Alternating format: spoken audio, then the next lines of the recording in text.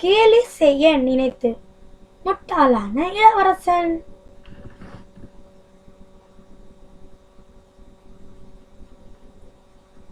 Hi குட்டீஸ், எப்படி இருக்கிறீங்க? வீக்கெண்ட் வந்தாச்சு. லீவில் நண்பர்களுடன் விளையாட செல்வீர்கள் அல்லவா?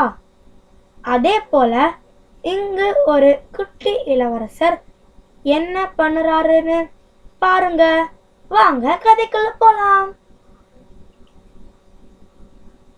சுட்டியான இளவரசர் ஒருவர் அந்த ராஜ்யத்தில் இருந்தார்.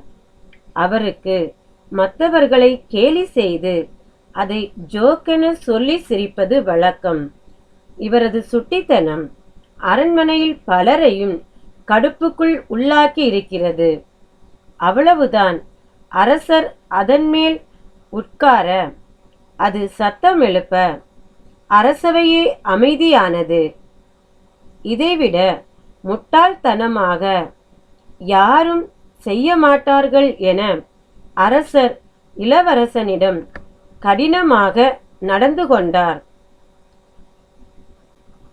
அதனால் சோகமான இளவரசன் அரண்மனையின் தோட்டத்தில் நடந்து சென்றான்.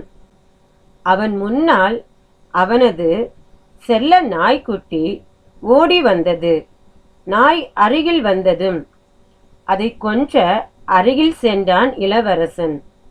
அந்த நாய் அவனை பார்த்து, தொடாதே முட்டாளே என்று குலைத்து கொண்டே, இளவரசன் நீயா பேசுகிறாய் என அதிர்ச்சியாகி கேட்டான்.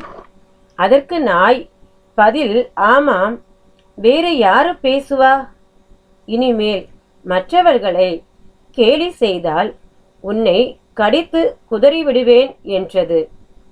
அதன் சத்தம் வித்தியாசமாக கூர் என எழுப்பிக் கொண்டே இருந்தது.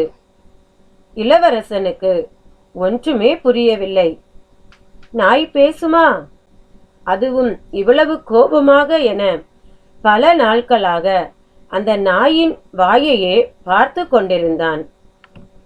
அந்த நாளுக்கு பிறகு ஒரு நாள் கூட இளவரசனின் செல்ல நாய் பேசவில்லை. இதையே யோசித்து யோசித்து அமைதியான சிறுவனாக மாறினான் இளவரசன். அன்றைக்கு நடந்த நிகழ்வுக்கு பின்னால் ஒரு பெரிய ரகசியமே இருந்தது. அது என்னவென்றால், பக்கத்து நாட்டு அரசனுடன் வந்த அவரின் மகள் இளவரசனின் செயலை பார்த்து அவனுக்கு பாடம் புகட்ட முயன்றாள். அதனால்தான் அவனின் செல்ல நாய் அவன் முன்னால் வரும் வரை காத்திருந்து அது பேசுவது போலவே உரிமிக்கொண்டே பேசினாள். அதனால்தான் இளவரசனும் பயந்தான். மற்றவர்களை கேலி செய்து கொண்டிருந்த இளவரசனையே முட்டாளாக்கினாள் பக்கத்து நாட்டு இளவரசி. இந்த உண்மை கடைசி வரை அவனுக்கு தெரிய வரவே இல்லை.